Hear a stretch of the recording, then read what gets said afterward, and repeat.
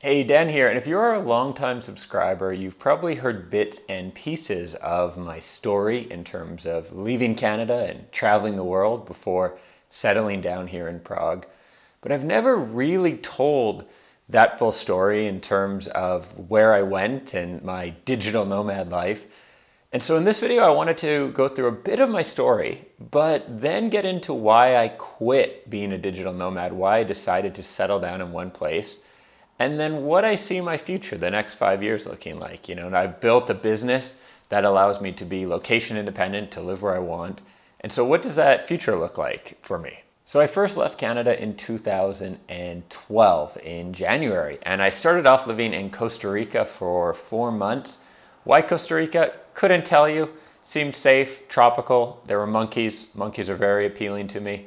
And it was just one of those things. Like I find when I talk to a lot of people who want to live abroad, move somewhere new, there's always a country and they don't quite know why sometimes. It's just like, I've just always wanted to go there.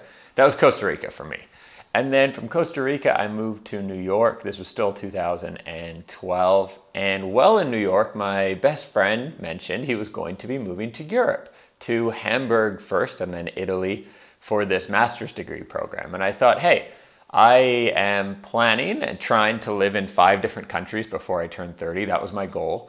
And so why not follow my friend to Europe and check out Germany? And that's exactly what I did. So I lived in Hamburg, Germany for 3 months, and then in Bologna, Italy for 3 months.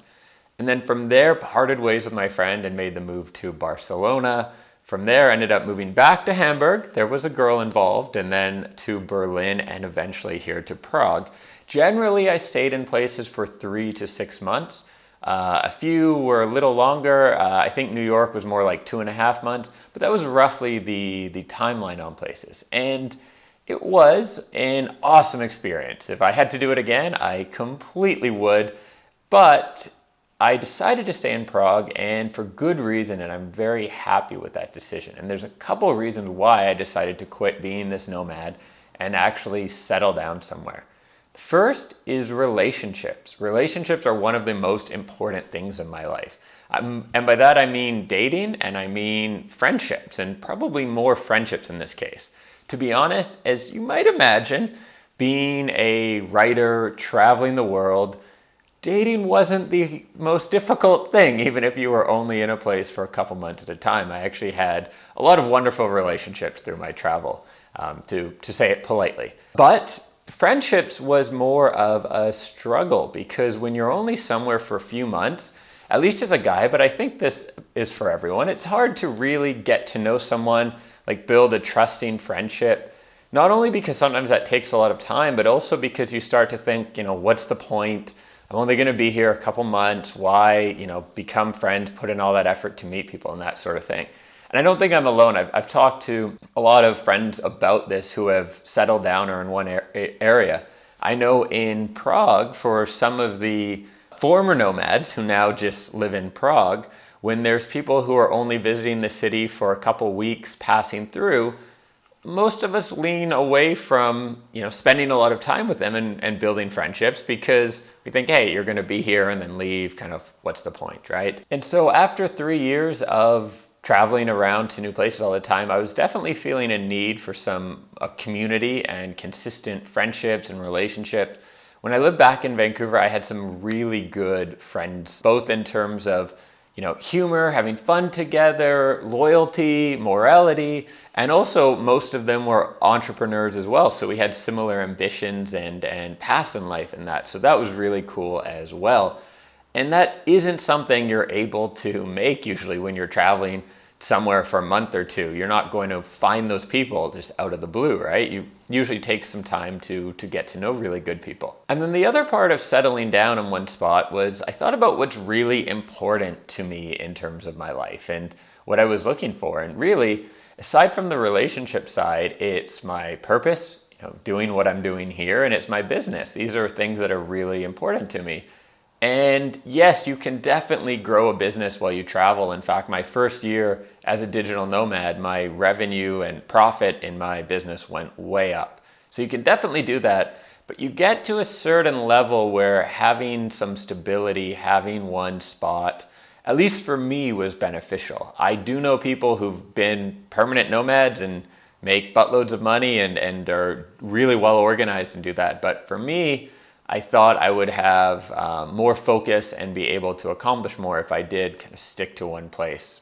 So those are the core reasons why I quit being a digital nomad. But there was one other, and it's something that I'm going to talk about in another video on my #1 travel secret.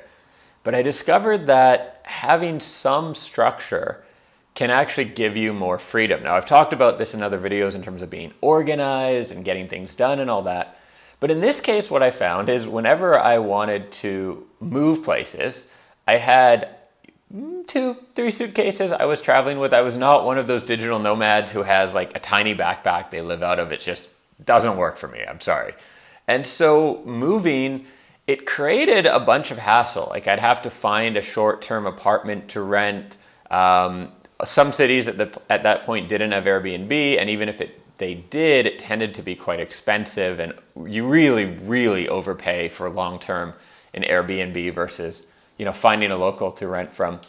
And there's a lot of hassle. Like every time I moved somewhere, it would take a week or two to get settled and find places, and I'd have to pack and unpack. And now that I have one place, I actually have a lot more freedom to take quick trips. I just can pack 20 minutes, throw what I need in a bag and go. And so in many ways, I've had a lot more adventurous trips, a lot more vacations and things like that since settling down in one spot and then having that freedom to go away for a week or two and actually have a proper vacation where I'm not, thinking about work or whatever it is. So what does my future look like? This is actually something that I've thought about even before I was doing the digital nomad thing and moving around a bunch, is what I would really like, and it's something I've been working towards, is have 3 home bases. Home base is a term often people who are location independent use. Maybe we have a place, like my home base is Prague, but I still do travel 3 months of the year. This year I've already been away for 3 months or so, 2 months maybe of the last 5 or 6. But having multiple home bases is what my end goal is. So I would love to, and my plan has always been to have a home base in a really diverse, interesting city that I have a great community. It turns out that is Prague. So I see Prague being a home base for me. And then somewhere in the winter, I've been looking at buying a place like in Barcelona or maybe the Canary Islands as a winter getaway, somewhere I can go for a couple months every year. But by having it be in the same place, have the ability to build a community there and have friendships and things like that. So it's not just showing up as a stranger every time. That's the appeal of the same place. So home base in Prague, somewhere probably Spain, but I'm open to other suggestions that I could go every year for 2-3 months for the sun. And then doing a month or 2 every year of more like adventure travel where I'm generally not working. Maybe I'm filming videos and still doing some coaching, but really minimizing my work and being on a proper adventure vacation. Definitely. I also want to spend about a month every year in a really large, let's say ambitious city. So places like New York, Paris, London, maybe somewhere like Sydney, Tokyo, something like that. But I like to get my ass kicked a bit and be reminded that I am a small fish. And I find when I go to a city like New York or Paris, it really ups my ambition and just reminds me of the really big dreamers and that kind of thing. And I don't think I want to spend my whole life in that environment. Living in New York 12 months a year, I don't think I could do or would want to do. But I do like going back every year or two and just getting that refresher. I don't know why, but for me, it's always been important. So that's my ultimate plan. I share it with you because personally, I've been moving closer and closer to my ultimate plan, but this is what I've been thinking about for 5 years. And so I would definitely encourage you as well to think about what your plan is and don't get distracted by the fact that maybe you're far off from it now. Maybe you don't even have the freedom to travel for 2 weeks a year. Don't let that stop you from actually coming up with what your ultimate plan would be, the same way I have my ultimate plan, and then gradually, taking steps, working towards it. Thank you for watching. If you haven't already subscribed to the channel, do subscribe. I publish at least one, often more new videos every week, and look forward to seeing you in some of the next ones. Ciao.